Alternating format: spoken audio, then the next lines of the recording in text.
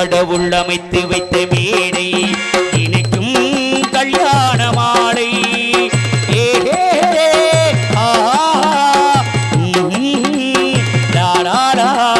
கடவுள் அமைத்து வைத்த மேடை இணைக்கும் கல்யாண மாலை இன்னார்க்கு இன்னார் என்று எழுதி வைத்தானே தேவன் நன்று இன்னார்க்கு இன்னார் என்று எழுதி வைத்தானே தேவன் நன்றி கடவுள் அமைத்து வைத்த மேடை இணைக்கும் கல்யாண மாலை. நான் ஒரு விகடகவி, இன்று நான் ஒரு கதை சொல்வேன். ஓங்கிய பெரும் காடு,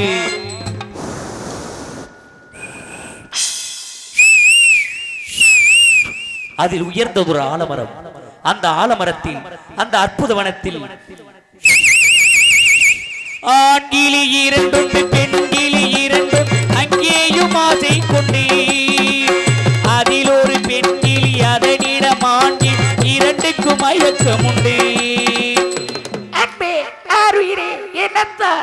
கடவுள் அமைத்து வைத்த மேடை இணைக்கும் கல்யாண மாலை இன்னார்க்கு இன்னார் என்று எழுதி வைத்தானே தேவன் நன்றி.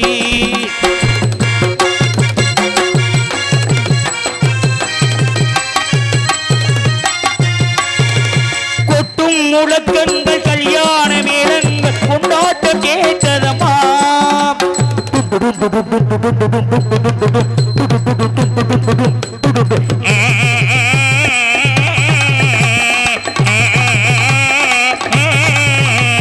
கொட்டும் முழக்கங்கள் கல்யாண மேளம் கொண்டாட்டம் கேட்டதமா ஆசை விமானத்தில் ஆனந்த வேகர் சீர்கொண்டு வந்ததமா.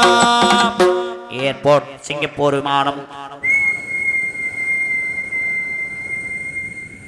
தேன்மொழி மங்கையர் யாழிசை வீட்டில் ஊர்கோலம் போறதமா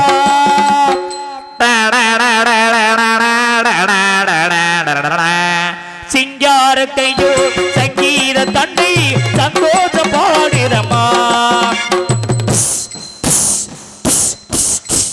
கடவுள் அமைத்து வைத்த வீடை இணைக்கும் கல்யாண மாலை இன்னார்க்கு இன்னார் என்று எழுதி வைத்தானே தேவன் நன்றி. பௌ பௌ பௌ பௌ பௌ பௌ பௌ பௌ கன்றோடு பசு வந்து கல்யாண பின்பார் பார்க்கொண்டு கூடுதமா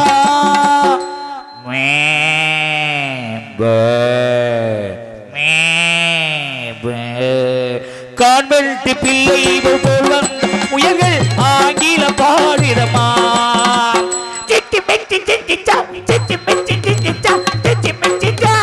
பண்பான வேகத்தை கொண்டாடும் ஆண்கள் மந்திர போதிதமா. மாங்கல்யம் தந்துனானே நம ஜீவன கேதுனா சண்டே பத்தாகுக சங்கீத சுபையே பல்லாக்கு தூக்கிடும் பரிவட்ட யானை பல்லாண்டு பாடிதமா. கடவுள் அமைத்து வைத்த வீடை இணைக்கும் கல்யாண மாலை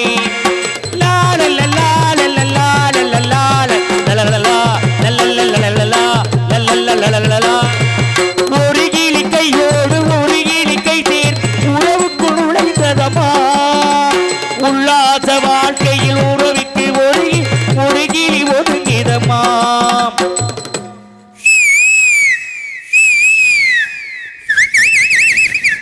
அப்பாவி ஆண்டிலி தப்பாக நினைத்த எப்போது தெரிந்ததமா. அது எப்போது கிளி அல்ல கிணற்று தவளை இப்போது தெரிந்ததமா. கடவுள் அமைத்து வைத்த வீடை இணைக்கும் கல்யாண மாலை இன்னார்க்கு இன்னார் என்று எழுதி வைத்தானே தேவன் நன்றி. கடவுள் அமைத்து வைத்த வீடை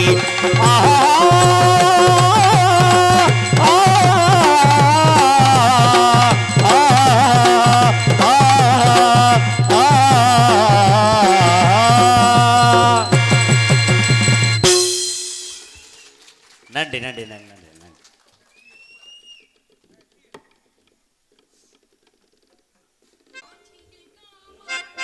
காஞ்சியில் காமாட்சி காஞ்சியில் விசாலாட்சி அம்மா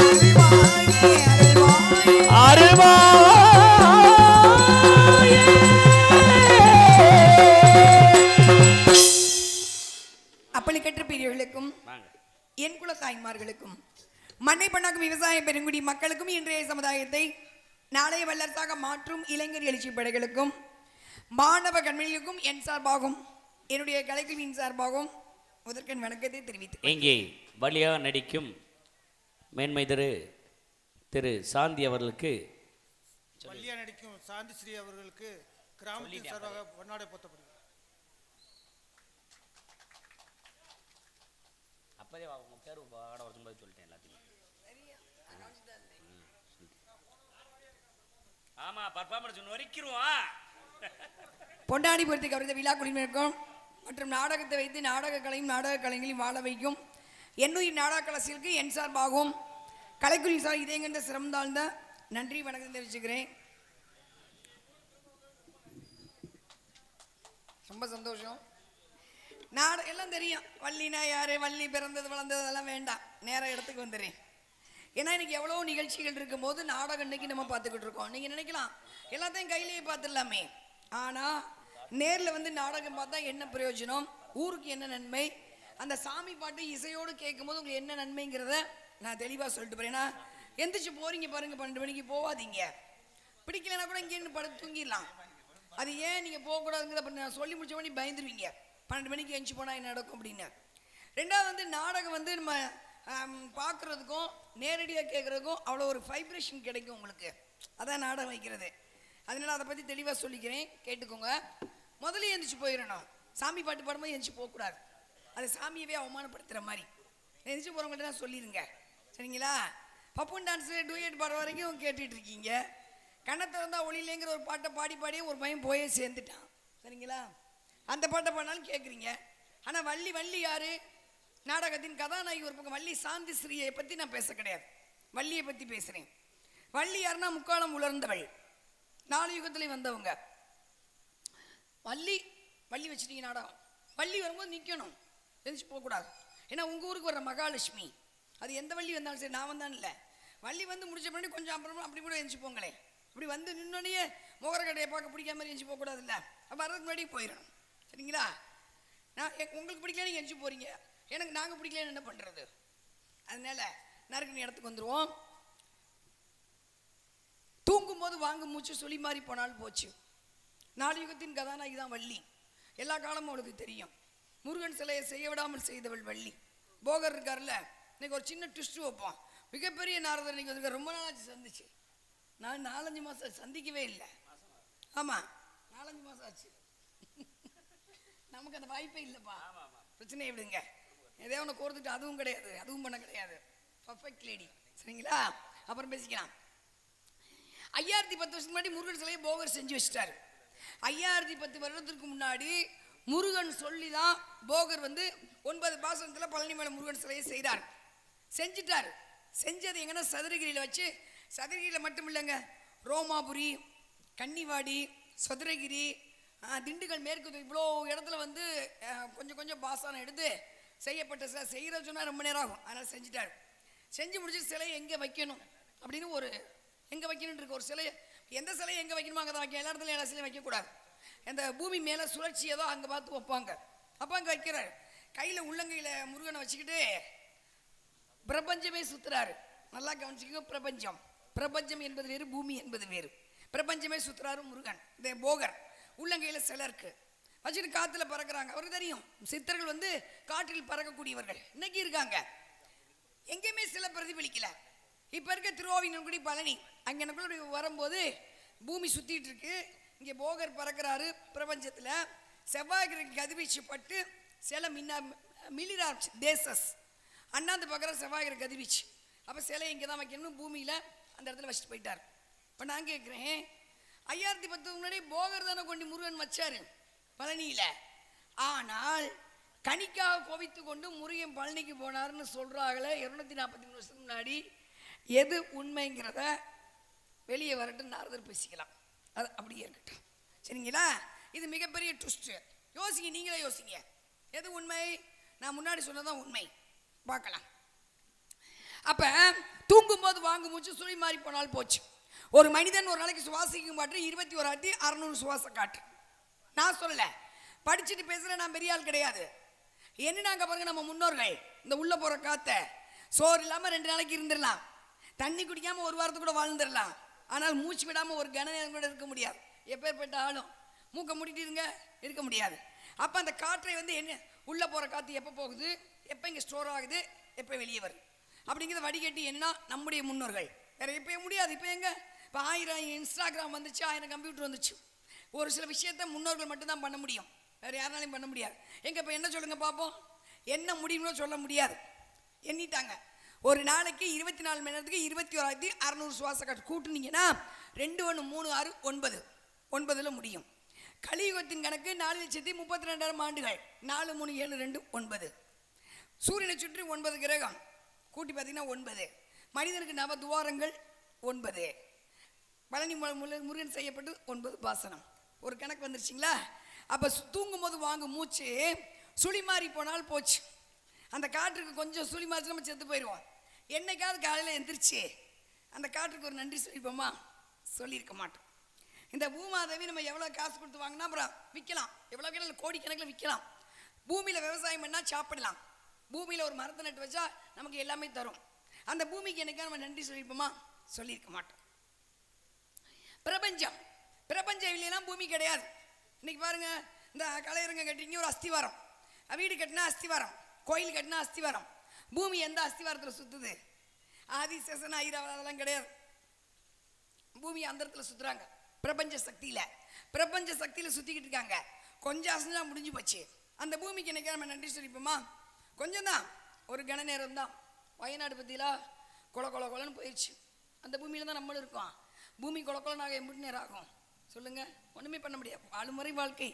எந்த அளவு தெய்வத்தை வணங்குறோமோ, எந்த அளவு பிரபஞ்சத்தை வணங்குறோமோ, அந்த அளவு நம்ம பூமி காப்பாற்றப்படும், நம்மளும் காப்பாற்றப்படுவோம். அவ்வளோதான். இதுதான் சூட்சமம். அதுக்கு நம்ம நன்றி சொன்னதில்லை. சரி, அதெல்லாம் விட்டுருங்க. நிலவு, நம்மளாம் இப்போ நிலவை ரசிக்கவே நேரம் இல்லையே. வாட்ஸ்அப் வந்ததுலேருந்து அந்த நிலவு வந்து பூமி வந்து சூரியனை சுற்றுவாங்க, நிலவு வந்து பூமியை சுற்றுவாங்க. நிலவு பூமியை சுற்றவில்லை என்றால் இந்த பூமியில் வந்து 220 கிலோமீட்டர் காற்று வீசும், ஒரு செடி கூட இருக்காது. நம்ம என்னைக்கா நம்ம நிலவுக்கு நன்றி சொல்லிப்போமா? சொல்லிக்க மாட்டோம். எப்போ தெரியுமா நன்றி சொல்கிறோம்? இந்த மாதிரி திருவிழா வச்சு சாமி கும்பிட்டு, சாமிக்கு பொங்கல் வச்சு, மாவிளக்கு வச்சு, தீக்குழி இறங்கி என்னென்ன பண்ணுமோ எல்லாம் பண்ணி முடிச்சுட்டு, இந்த மாதிரி நாடகங்கள் வைத்து, நாடகத்தின் மூலம் புராண கதைகள், சாமி பாட்டு கேட்குறீங்க பாருங்க, அப்போ மொத்தமாக நன்றி சொல்லி முடிச்சிடறோம். அதனால தான் நாடகத்தில் புராணங்களை பற்றி பேசுவது. சங்கரதாஸ் சுவாமி அதுக்கு தான் நாடகத்தை எழுதி வச்சுட்டு போனார். புராணங்கள் மக்கள் பேசணும், புராணங்கள் போய் சேரணும். ஏன்னா வீதி வரை உறவு, வீடு வரை உறவு. எவ்வளோ பெரிய கோடீஸ்வரர் இருந்தாலும் சரி, எவ்வளோ பெரிய அழகன் இருந்தாலும் சரி, எவ்வளோ பெரிய பதவியில் இருக்க வந்தாலும் சரி, என்ன சொல்லுவாங்க சொந்தக்காரவங்க? பணத்தை எப்போ எடுப்பீங்க? வீட்டுக்கு போகணும், நேரமாச்சு. வீடு வரை உறவு, வீதி வரைக்கும் மனைவி. நீ இல்லைன்னா நான் மருந்தை குடிச்சிட்டு செத்து போயிடுவேன்னு சொல்கிற பொண்டாட்டி செத்து போனால் சிறுசொல்லையோட திரும்புவாங்க. திரும்பி பார்த்தா புருஷன் பிசாசா வீட்டுக்கு வந்துடுவாராம். வீதி வரைக்கும் மனைவி, காடு வரை பிள்ளை. கஷ்டப்பட்டு படிக்க வைக்கிற ஊனு சோறு இல்லாமல் தண்ணி இல்லாமல் கொலைப்பட்டினி கிடந்து மூட்டை தூக்கி கஷ்டப்பட்டு படிக்க வைக்கிற பிள்ளை அந்த காடு வரைக்கும் வந்து கொல்லிக்கடை உடச்சிட்டு போயிடும். 3 ஓட்டை போடுவாங்க. ஏன்? இச்சாசக்தி, கிரியாசக்தி, ஞானசக்தி. நம்ம எல்லாருக்குமே இந்த சக்தி. அதை அப்போ நாரதோர்கிட்ட பேசிக்கலாம். அப்போ அவரு பிள்ளை வந்துடுவார் காடோட. கடைசி அந்த உடம்பு மண்ணுக்குள் புதைக்கப்படும் போதும் சரி, இல்லை தீயில் வைக்கும்போது கூட யாரும் வரமாட்டாங்க. கூட எது ஆத்மா தனியாக போயிட்டு இருக்கோம். கூட எது வருவது என்றால் கேட்கப்படும் புராண கதைகள், கும்பிடப்படும் சாமி பக்தி, பிறர்ச்சியும் அன்னதானம். இது 3 மட்டுமே கூட வரும். அதனால தான் புராணங்களை பேசுவது. 10 பைசா செலவில்லாமல். இப்போ முடிஞ்சு போய் ஒரு கணக்கு வந்திருக்குமே நாடகம்னா. ஏன்னா இந்த நேரத்துக்கு நான் புராணம் கேட்குறேன் பார்த்தீங்களா, இந்த நேரத்துக்கு சாமி பாட்டு கேட்குறோம்ல, அதுக்கு அவ்வளோ ஒரு விசேஷம். ஒவ்வொரு நேரத்துக்கு ஒரு சில விஷயங்களை பண்ணணுன்னு இருக்கேன். முடிஞ்சு போச்சு. இப்போ ஒரு கணக்கு வந்திருக்கான், இதான் நாடகம் வச்சா இந்த விஷயம் பேசினா நல்லது அப்படின்ட்டு. இப்போ கந்த புராணத்துக்கு வந்துடலாம். கந்த புராணம் வள்ளி திரும்ப நாடகம் இல்லை, கொஞ்சம் முருகனை பற்றி பேசணும்ல. சுக்குக்கு மேலே மருந்து கிடையாது, சுப்பிரமணியருக்கு மிஞ்சின தெய்வம் கிடையாது. சுக்குக்கு மேலே மருந்து கிடையாது, சுக்கு மட்டும்தான் மருந்து. தோல் பட்டு அதனால சிவிட்டு வைப்பாங்க, அது கொஞ்சம் மைக்ரோ விஷயம். சுப்பிரமணியருக்கு மிஞ்சின தெய்வம் கிடையாது. சுப்பிரமணியர் போய் அப்போ வாக்க மற்ற தெய்வம்லாம் தெய்வம் நீங்கள் கேட்கலாம். வைத்தியநாதன் நோயை தீர்க்கக்கூடியவன். நம்ம கந்த சஷ்டி கேட்குறீங்கல்ல உங்கள் வீட்டில், அந்த கந்த சஷ்டி எழுதுனது யார் தெரியுமா? பாலதேவராயர்.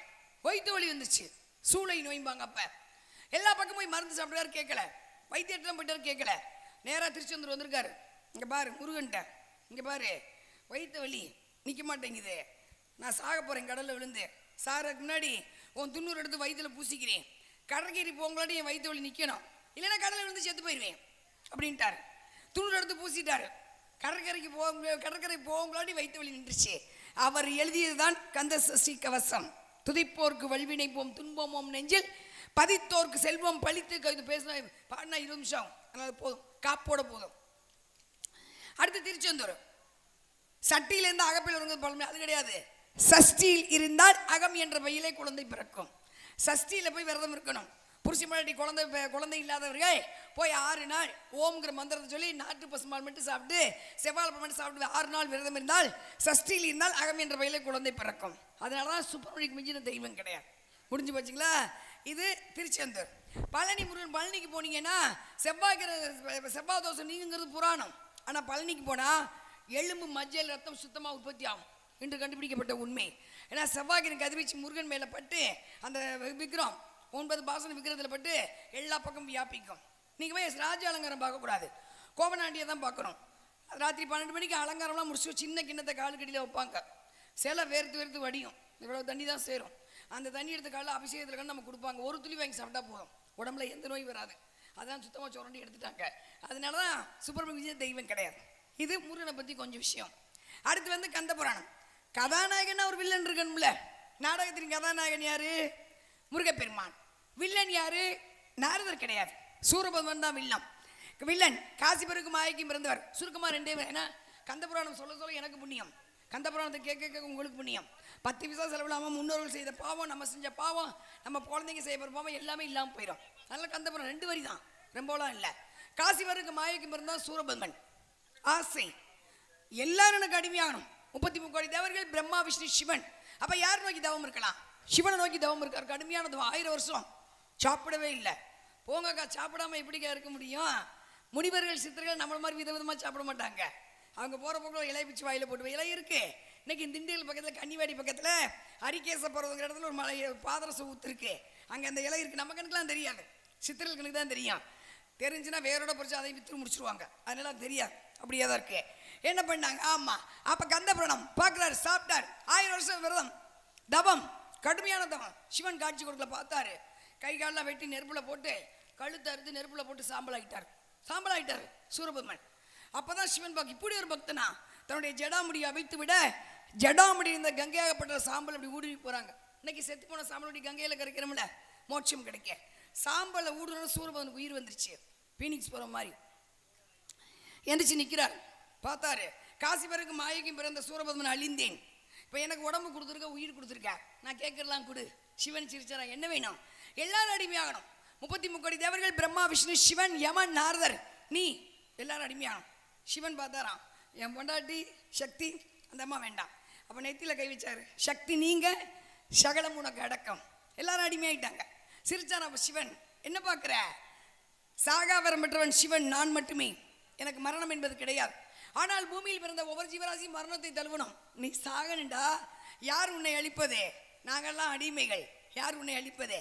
அப்பதான் சூரபத்மன் கேட்கிறார், உருவமாகி பெண்ணின் கருவறையில் தோன்றாதவன் சிவன், உன் நெற்றிக்கண்ணில் எவன் ஒருவன் தோன்றுகிறானோ அவனை என்னை அழிக்க வேண்டும். அந்த சூரபத்மனை அழிப்பதற்காக சிவனின் நெற்றிக்கண்ணிலே வைகாசி விசாகத்தன்று 6 தீப்பொறியாக தோன்றியவர் தீப்பொறி முருகப்பெருமான்.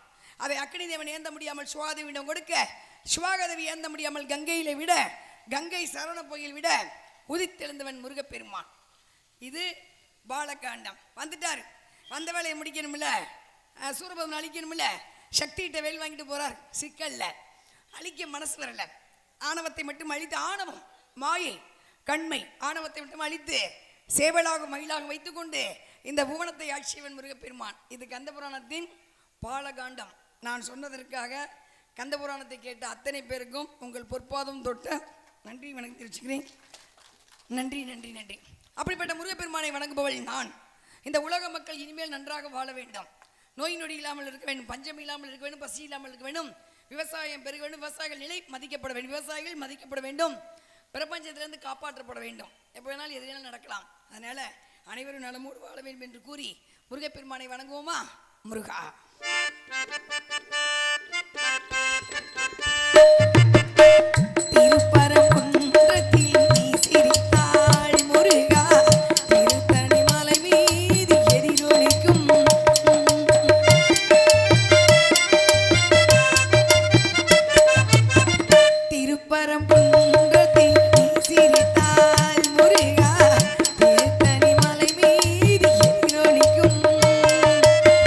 திருச்செந்தூரிலே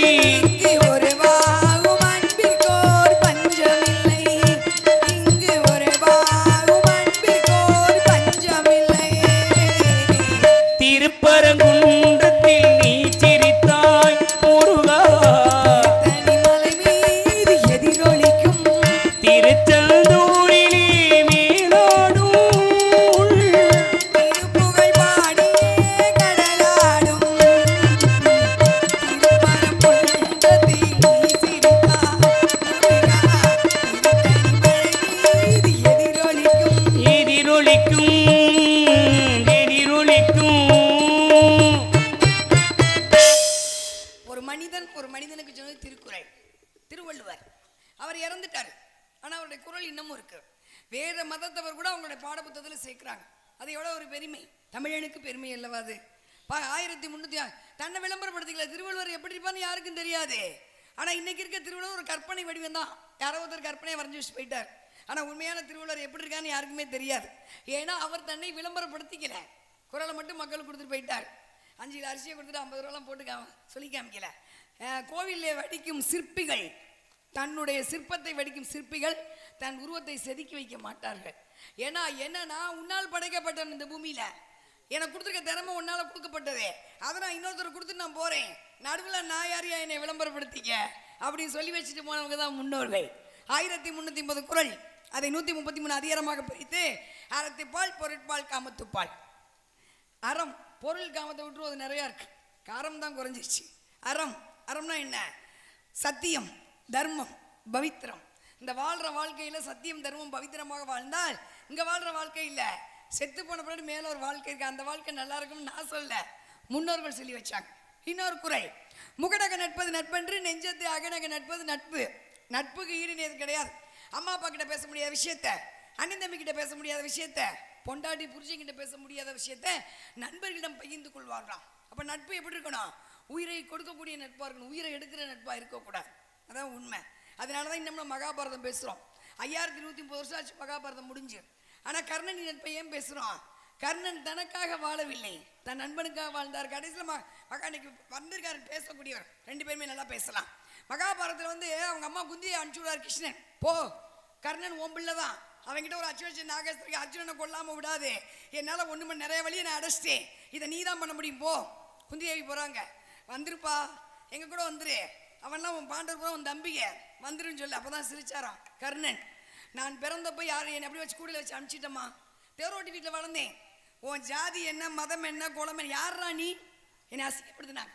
இவ்வளோ பெரிய விளையாட்டு மைதானத்தில் துரோணாச்சியார் கேட்டார், பீஷ்மர் யார் கேட்டார், நீ யாரு, நீ என்ன எந்திரிச்சு வந்துக்கிட்டு இருக்க, உன் ஜாதி என்ன, யார் சத்திரியனா, போ அப்படின்னாங்க. அப்போ அசிங்கப்பட்டு அவமானப்பட்டு நின்று இன்னைக்கு நீ சொல்ற உன் பிள்ளைன்னு.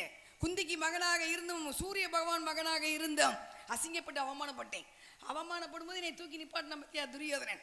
தன் அங்கதஸ்து மன்னனாக்கி என்னை அரியணையில் அமர்த்தி அழகு பார்த்தவன் துரியோதன். அவனை விட்டுட்டு வரவே மாட்டேன். உயிர் தானே போனா போயிட்டு போகுது, விடு. 2வது சோறு சாப்பிட்ருக்கேன், உப்பு போட்டு சோறு சாப்பிட்ருக்க, வீட்டுக்கு 2 நினைக்கக்கூடாது. துரியோதன் வீட்டுக்கு 2 நினைக்க மாட்டேன், முடிஞ்சிச்சு. 3வது என்ன தெரியுமா?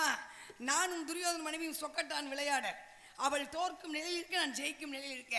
துரியோதன் அரண்மனைக்குள் வர மனைவி எழுந்து நிற்க, நான் ஆட்டத்தை தொடர்ந்து என்று கைகளை நீட்ட, என் விரலப்பட்டு மேகலாபரணம் அந்த சிந்தியது.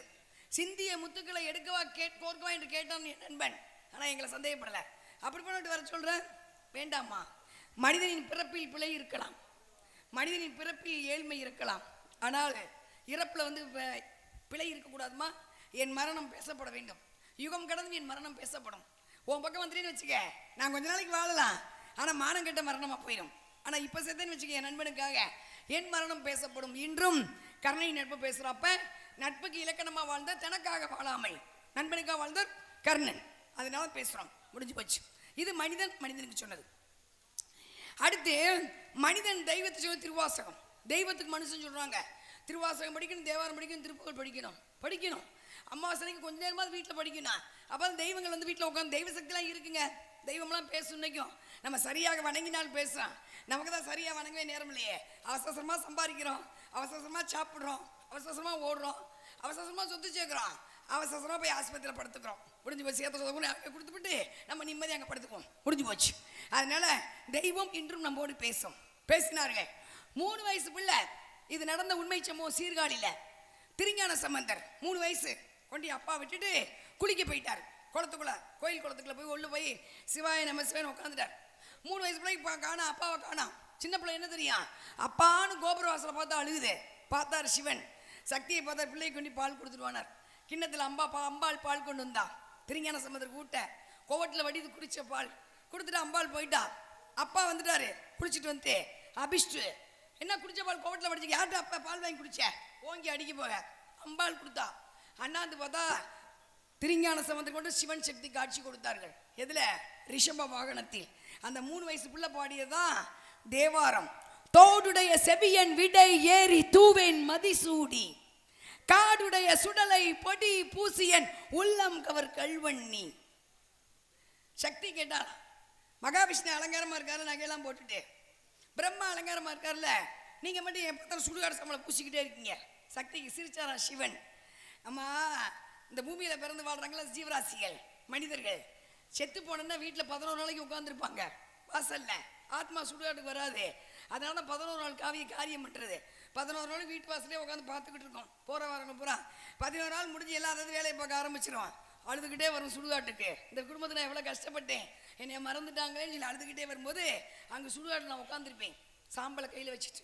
எது முடி சூடா மன்னனா இருந்தாலும் இறுதியில் பிடி சாம்பல் தாண்டா, நான் பூசிக்கோ அப்படின்னு அவனுக்கு ஆறுதல் கொடுப்பேன். அதனாலதாம்மா அவன் பாடுறான் திருஞான சம்பந்தர் என்னைய காடுடைய சுடலை பொடி பூசியன் உள்ளம் கவர் கல்வன். சுடலை, சுடலை என்ன, சுடுகாட்டு சாம்பலை பூசியவன். இது தேவாரம் 3 வயசு பிள்ளை பாடுனது.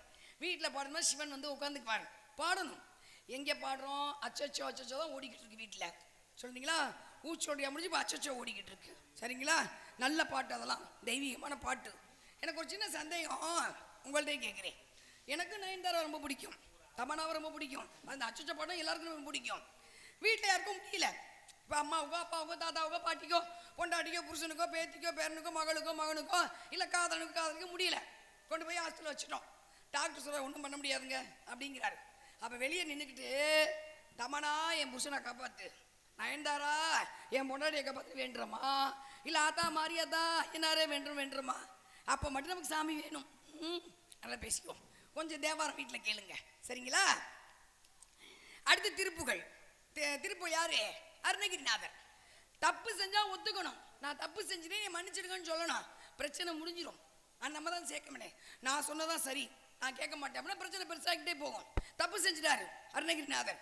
முருகன்ட்ட போறாரு, செத்து போறேன், தப்பு செஞ்சுட்டேப்பா மன்னிச்சுக்கப்பா, நான் உயிரோட வாழல அப்படி விழுக போறாரு. முருகன் ஏந்தினாரான் கையில, ஏந்தினுடைய வேளால் நாவில் எழுதியதான் திருப்புகள். பாடினோம்னா திக்கு வாய் சரியாயிடும். குழந்தை திக்கி திக்கி பேசுதுங்கல்ல, அவங்க அந்த திருப்புகளை பாடினாங்கன்னா சரியா போறோம். யாரு, அருணகிரி எழுதியது திருப்புகள். முத்தை தருபத்தை திருநகை அத்திக்கிரை சக்தி சரவண முக்தி கொருவித்து குருபர என போதும் முக்கண் பரமர்க்கு சுருதியில் முற்பட்டது கற்பி திருவர் முப்பத்தும் அவர்க்க தமரரு மணிதீனம்.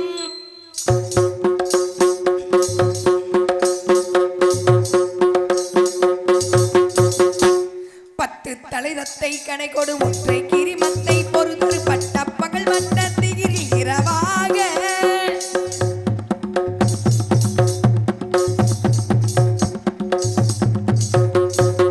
பத்தற்கிரதத்தை கடவிய பச்சை புயல் மெச்ச தகுபொருள் வச்சத்தொடு ரச்சி தருவது ஒரு நாளே.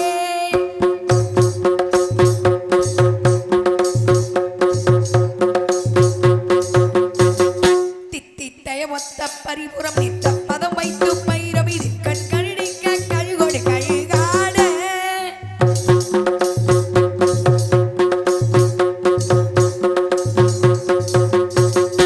திக்கு பரியட்ட பைரவர் தொக்கு தொகு தொக்கு தொகு தொகு சித்திரப்பவரிக்க திகடக என போது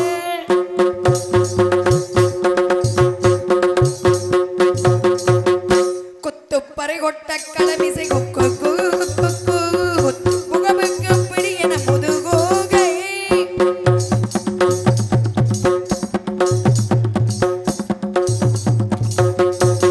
கொட்புற்றல நட்புற்றலை வெட்டி பனையிட்டு குலகிரி குத்து பட ஒத்த பொலவர பெருமானே பெருமானே பெருமானே.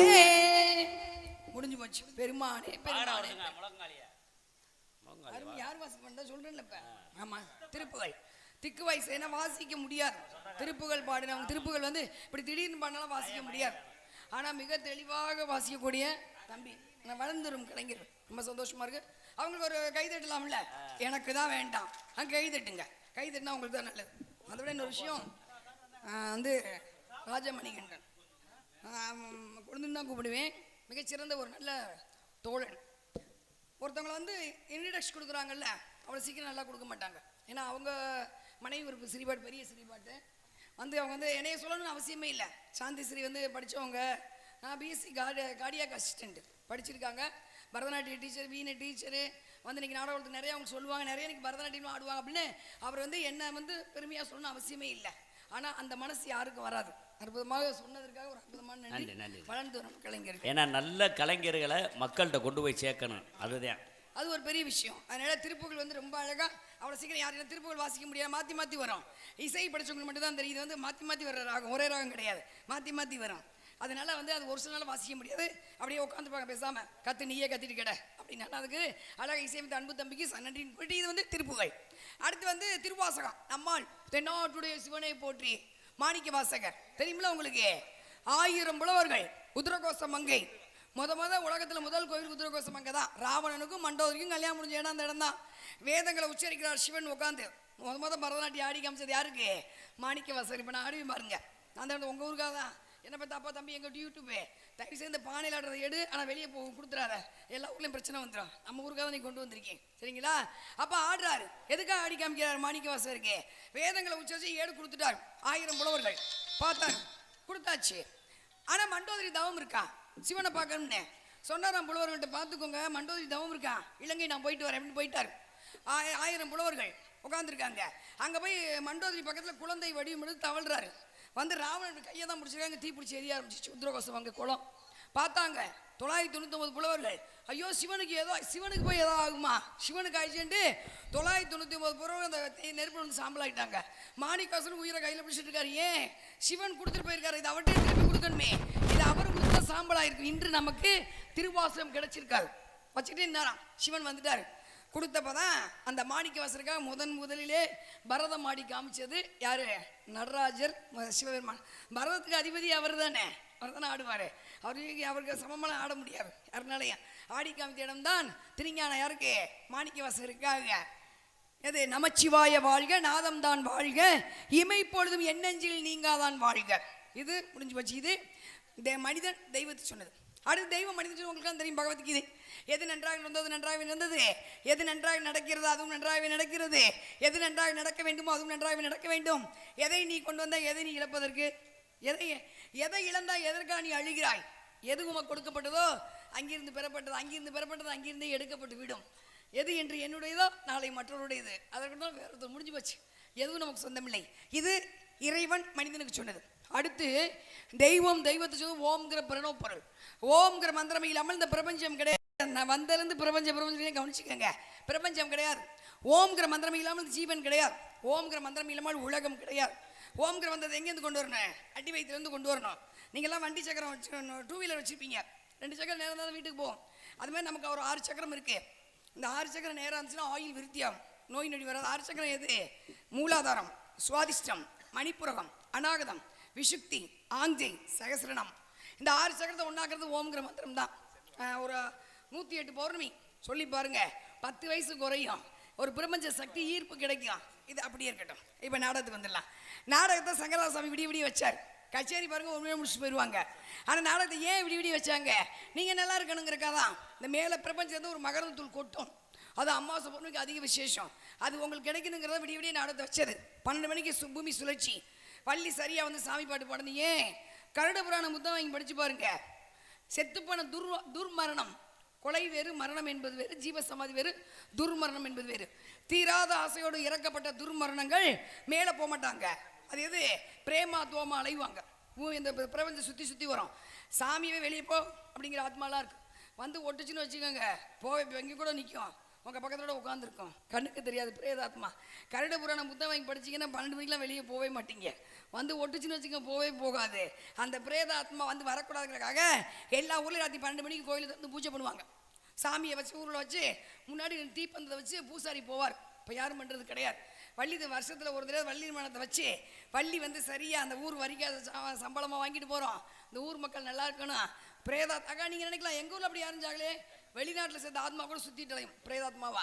அந்த ஊர் இந்த ஊருக்கு எதுவும் வரக்கூடாதுன்னு நான் முழு மனதோடு சாமி வணங்கி சாமி கும்பிடும்போது நீங்களும் இந்த மனசார சாமி பாட்டை கேட்டிங்கன்னா நீங்களும் பூஜை அத்தை ஜாம பூஜை பண்ணது சமம். அதனால தான் சாமி பாட்டு போடும்போது எந்திரிச்சு போகாதீங்க, 12 மணிக்கு எந்திரிச்சு போகாதீங்கன்னு சொன்னது. இப்போ புரியுதுங்களா ஏன் போவேனான்னு சொல்லி.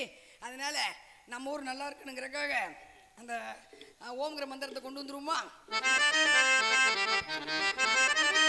சிவனுக்கு பிடித்த ராகம் ரேவதி ராகம்.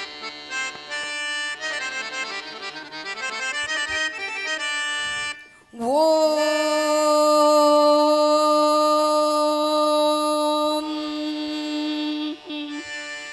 ஓம் பிரணவ பொருளே ஓம் கணபதி சரணம் சரணம் சுவாமி பேசும் தெய்வமே பிள்ளை செல்வமே பெருவாழ்வு தரவாணி பெருவாழ்வு தரவாணி பிரணவ பொருளே ஓம் கணபதி சரணம் சரணம் சுவாமி பேசும் தெய்வமே பிள்ளை செல்வமே பெருவாழ்வு தரவாணி பெருவாழ்வு தரவாணி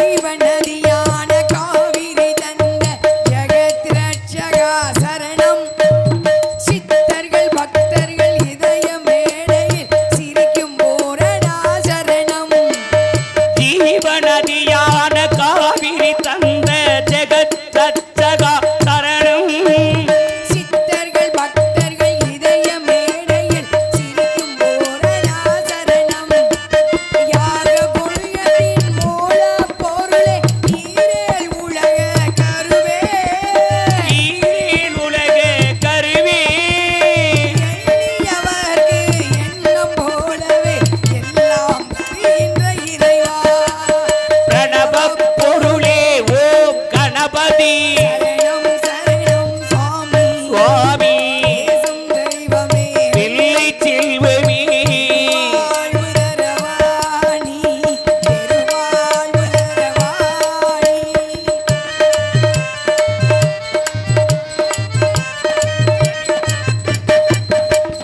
மாபாரதத்தை மேருவில் எழுதிய சந்திரமூர்த்தியே சரணம் மலையாய் அருளாய் ஒளியாய் விளங்கும் மகா கணபதியே சரணம் மகாபாரதத்தை நேருவில் எழுதிய மந்திர மூர்த்தியே சரணம் மலையாய் அலையாய் ஒளியாய் திகழும் மகா கணபதிய சரணம் பாரதத்தை சுமந்து இயக்கும் புண்ணிய புருஷனே சரணம் புண்ணிய புருஷனே சரணம் சத்தியம் சித்தியும் நித்தமும் வழங்கும் சத்திய ஜோதியே சரணம் பிரணவ பொருளே ஓம் கணபதி சரணம் சரணம் சுவாமி சுவாமி பேசும் தெய்வமே பிள்ளை செல்வமே வாழ்வு தரவாணி வாழ்வு தரவாணி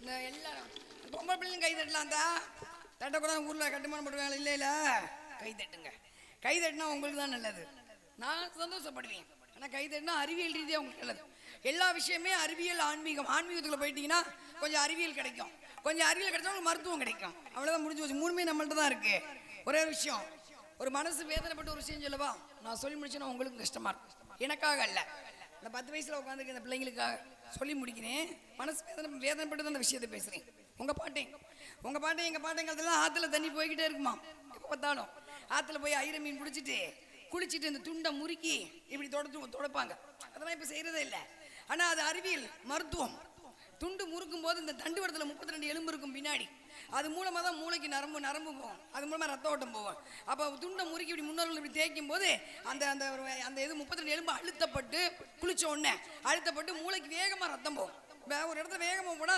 அடப்புகள்லாம் தெரிச்சிட்டு போயிடும் இன்னைக்கு முக்கால்வாசி மூளையில கட்டி இருக்கு என்ன பிரச்சனை எல்லாம் அஜினோமோட்டோ சாப்பாடு தான் பீஸா பர்கர் பானிபூரினும் அது அப்புறம் பேசிக்கலாம் சரிங்களா அப்போ வந்தால் செய்வாங்க ஐர மீன் குடிப்பாங்க அதில் போய் குளிச்சுட்டு வருவாங்க அங்கிட்ட அப்போ தான் குளிக்கும் அந்த பக்கம் அப்படி குளிக்கும் அந்த பக்கம் ஆடு மாடு குளி போட்டவங்க சின்ன பையன் கக்கா போவான் அந்த ஆற்றுல ஒரு தண்ணி மட்டும் சமையல் பண்ண போய் எந்த நோயும் இல்லை இன்னைக்கு 5000 நோய் இருக்கு சரிங்களா ஆறெல்லாம் அகலமாயிடுச்சு அங்கே மனசு வச்சா வரும் இல்லைன்னா மழை பெஞ்சா வரும் இல்லாட்டி கிடையாது காவேரிக்கு ஆய ஆரம்பிச்சிச்சு வைகை வறண்டு போக ஆரம்பிச்சு சாக்கடை கலந்துச்சு தாமிராபரணி தரம் கெட்டு போச்சு சிறுவாணி சீரழிஞ்சு போச்சு சரிங்களா முடிஞ்சு போச்சு இது நம்ம பாட்டுங்க அடுத்து நம்ம அப்பா தாத்தா காலம் தாத்தா காலத்தில் ஊர் குளம் இருக்கும் பெரிய குளம் குளம் இருக்கணும். சாப்பிடு முறைன்னு ஒன்று இருக்கு. வடக்க திரும்பி சாப்பிடக்கூடாது, வடக்க தலை வச்சு தூங்கக்கூடாது, நோய் வந்துடும், கண்டுபிடிக்கவே முடியாது. ஏன்னா வடத்துல வந்தாலும் தென்றும் உயர்ந்திருக்கும். அது மாதிரி வந்து கிழக்கு முகமாக தான் குளிக்கணும், மேற்கு முகமாக குளிக்கக்கூடாது, தெற்க பார்த்து குளிக்கக்கூடாது, வடக்கையும் கிழக்கே தான் குளிக்கணும். மலம் போகிறது தெற்க தான் போகணும், கிழக்கு முகமாக மலம் போகக்கூடாது. அவ்வளோ விஷயம் இருக்கு. எந்த சாமியை எப்படி போகணும் அவ்வளோ விஷயம் இருக்கு. அது மாதிரி குளிக்கும் முறை முதல்ல பாதம் நினையணும், அதுக்கப்புறம் அதனால தான் குளம் வச்சு படிக்கட்டு வச்சுருப்பாங்க. கொஞ்சம் கொஞ்சமாக பாதம், அதுக்கப்புறம் முழங்கால் நினையணும், அதுக்கப்புறம் அடிவீர் நினைவு. அடிவீர் பெண்கள் கர்ப்பப்பை இருக்குது, ஆண்களுக்கு வீரிய விதைப்பை இருக்குது, இங்கே நினையணும். அப்புறம் மார்பகம் அக்னி பகவான் இங்கே நினையணும். அப்புறம் முங்கி குளிக்கும்போது இந்த உடம்புல வெப்பம் கொஞ்சம் கொஞ்சமாக வெளியே வந்து காது வழியாக வெளியே போயிடும். அதுக்காக ஒரு குளம் வச்சாங்க. குளமெல்லாம் பிளாட் ஆயிடுச்சு. இல்லை பெய்கிற வெள்ளம் எங்கே போகும், அடிச்சுட்டு ஊரை தான் அடிச்சுட்டு போகும். சரிங்களா? குளமெல்லாம் பிளாட் ஆயிடுச்சு. அடுத்து நம்ம அப்பா இருக்காளம், ஊர் கேணி இருக்கும், ஒரு கேணி தான் இருக்கும். அதில் போய் அப்போ தான் தண்ணி இறைச்சி இடுப்பில் கூட தலையில் கூட வச்சுட்டு வந்து பார்க்குறதுக்கே அழகாக இருக்கும். அப்பச்சி பாப்பாரு பொண்டாட்டிக்கு 50 வயசு ஆகுது, கட்டுக்குலையாமல் இருக்காளே அப்படின்னு பொண்டாட்டி ரசித்த காலம் இப்போ இல்லை. ஏன்னா கட்டுக்குலையமான உடம்பே இல்லாமல் போச்சு. சரிங்களா? பெண்கள் எந்திரமாக வேலை செய்ய ஆரம்பிச்சாங்க. எந்திரமாக வேலை செஞ்சாங்க, எந்த நோயும் இல்லை. குனிஞ்சு கூட்ட கூட அடிவேறு இருக்காது, தண்ணி இறக்கு விழா எலும்பு வலுவடையும். குனிஞ்சு கூட்ட கூட அடிவேறு அடி எது கட்டுத்துறையை கூட சொல்லுவோம். கட்டுத்துறை எது? நாட்டு பசு மாடு கட்டு, புல்லு திங்கிற மாடு, புரோட திங்கிற மாடு இல்லை. அந்த நாட்டு பசு மாடு கட்டுத்துறை பெண்கள் கூட்டினா அந்த மாடு சாணம் போது ஒரு காற்று வரும், அதை பெண்கள் சுவாசித்தால் கர்ப்பப்பையில் நீர் கட்டி வர இன்னைக்கு யாராவது பண்ணி போட்டிருக்காங்க. கட்டுத்துறையும் இல்லை, நாட்டு பசு மாடும் இல்லை, பாதி பொம்பளை கர்ப்பப்பையும் இல்லை, முடிஞ்சு போச்சு. சரிங்களா? அடுத்து வந்து ஊர் நம்ம அப்புறம் இழுத்து அம்மி இறக்க மார்பகம் இறங்காது, எந்த வயசுல இறங்காது. இழுத்து அம்மி இறக்க நாங்கள் எங்கே போகிறோம், ஜிம்முக்கு போவோம், அங்கே ஒரு வீடியோ கேமரா வச்சு உட்காந்துருப்பான். சரிங்களா?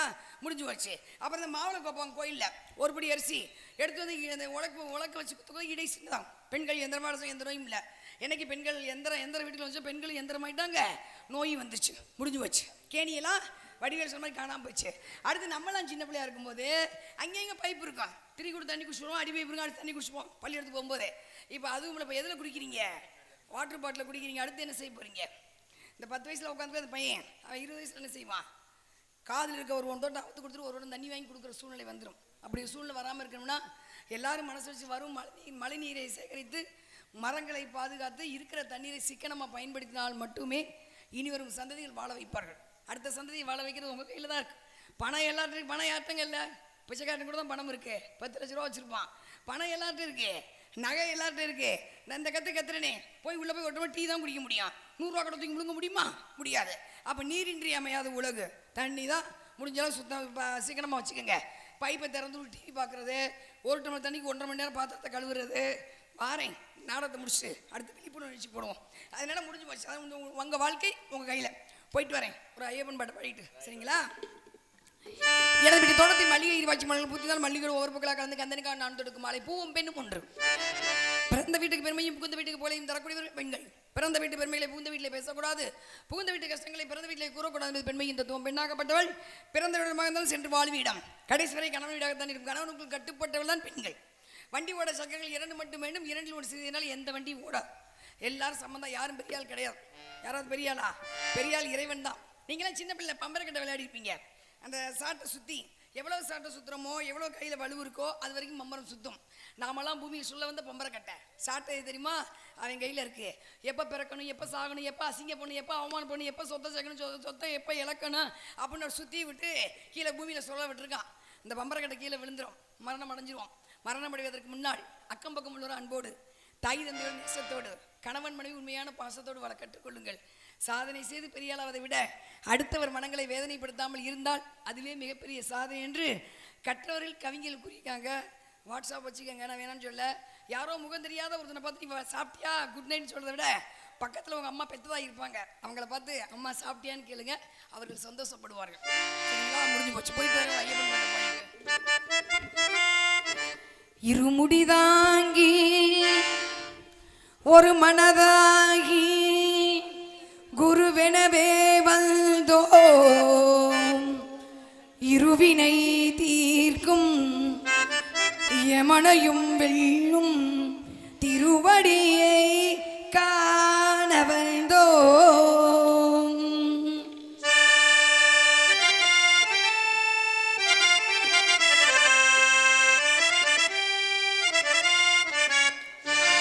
பள்ளிக்கட்டு சபரிமலைக்கு கல்லும் முள்ளும் காலுக்கு மெத்தை சுவாமியே ஐயப்போ ஐயப்போ சுவாமியே பள்ளி சபரிமலைக்கு கல்லும் முள்ளும் காய்க்கு மெத்தை சுவாமியே ஐயப்போ ஐயப்போ சுவாமியே சுவாமியே ஐயப்போ ஐயப்போ சுவாமியே நெய்யபிஷேகம் சுவாமிக்கு கற்பூர தீபம் சுவாமிக்கு ஐயப்பமார்களை கூட்டிக் கொண்டு ஐயனை நாடி சென்றடைவோம் சபரிமலைக்கு சென்றிடுவோம் சுவாமியே ஐயப்போ ஐயப்போ சுவாமியே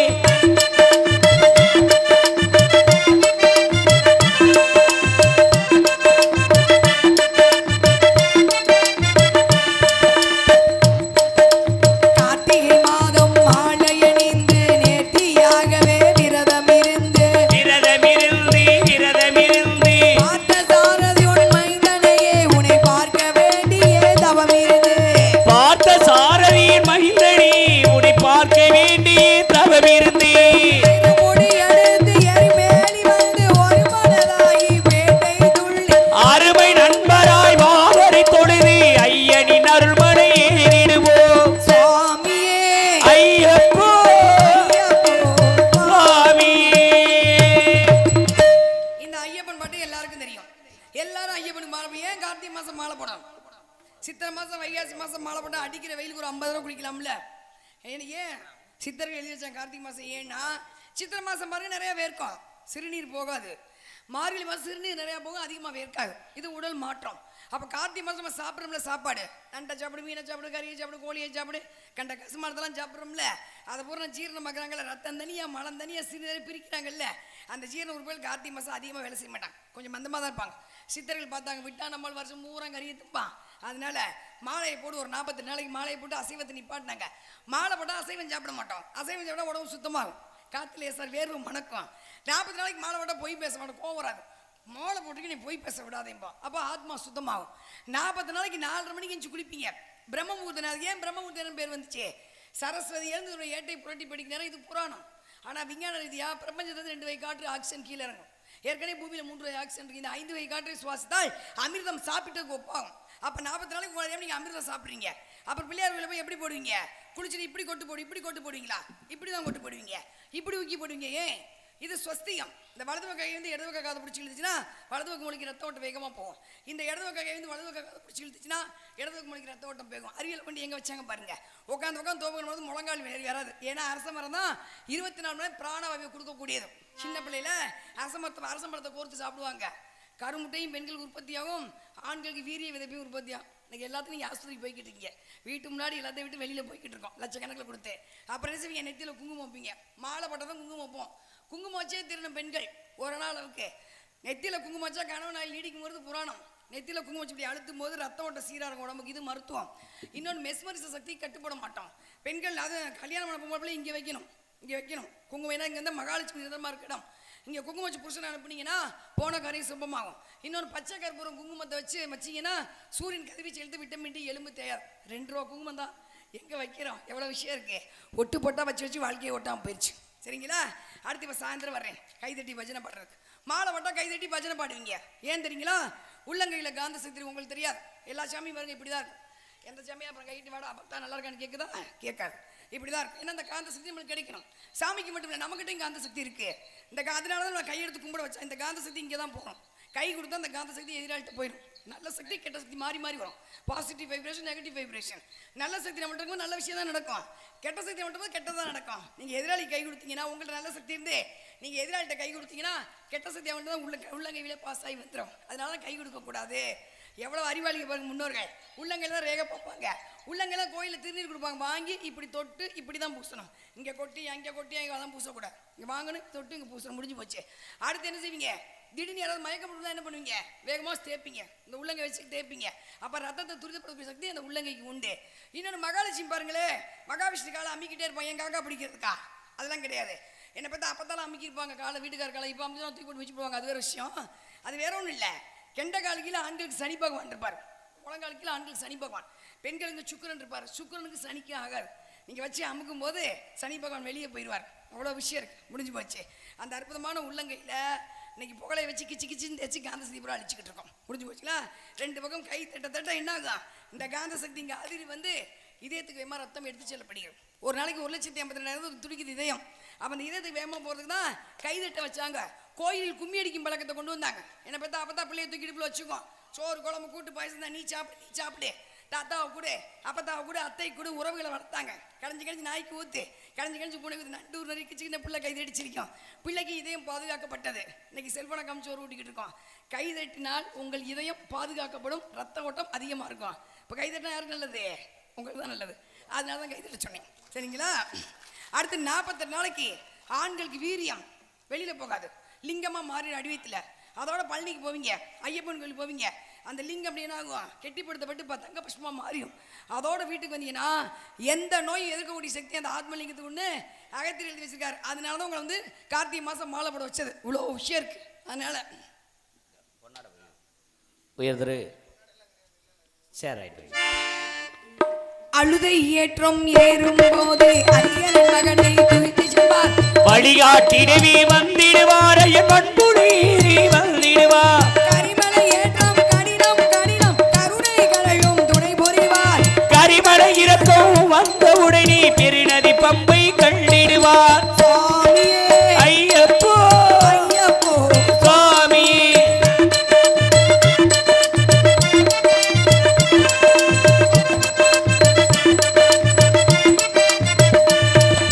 கங்கை நதி போல் புண்ணிய நதியாம் பம்பையில் நீராடி சங்கரன் மகனை கும்பிடுவார். ஐயன் சஞ்சலமின்றி ஏற்றிடுவார். நீலிமலை ஏற்றம் சிவபாலனும் ஏற்றிடுவார். நீலிமலை ஏத்தம் சிவபாலனும் ஏற்றிடுவார். காலமெல்லாம் நமக்கே அருள் காவலனாயிருப்பார். காலமெல்லாம் நமக்கே அருள் காவலனாயிருப்பார். தேகபலம்தா பாதபலந்தா தேகபலம்தா பாதபலந்தா தேகபலம்தா என்றால் அவரும் தந்திடுவார். பாதபலந்தா என்றால் அவரது பாதத்தை தந்திடுவார், காட்டிடுவார். சுவாமியே ஐயப்போ ஐயப்போ சுவாமியே. சபரி பீடமே வந்திடுவார். சபரி அன்னையை பணிந்திடுவார். சரகுத்தியோகவி கன்னிமார்கழி சரத்தினை போட்டு வணங்கிடுவார். சபரிமலைக்கு சென்றிடுவார். 18 படி மீது ஏறிடுவோம். கதி என்று அவனை சரணடைவார். மதிமுகம் கண்டே மயங்கிடுவார். ஐயனை துதிக்கையிலே தன்னையே மறந்திடுவார். பள்ளிக்கட்டு சபரிமலைக்கு கல்லும் முள்ளும் காலுக்கு மெத்தை சுவாமியே. ஐயப்போ ஐயப்போ சுவாமியே. பள்ளிக்கட்டு சபரிமலைக்கு கல்லும் முள்ளும் காலுக்கு மெத்தை சுவாமியே. ஐயப்போ ஐயப்போ சரணம் சரணம் ஐயப்பா. சுவாமி சரணம் ஐயப்பா. சுவாமி சரணம் ஐயப்பா. சுவாமி சரணம். அறிவோம் சுவாமியே. சரணம் ஐயப்பா.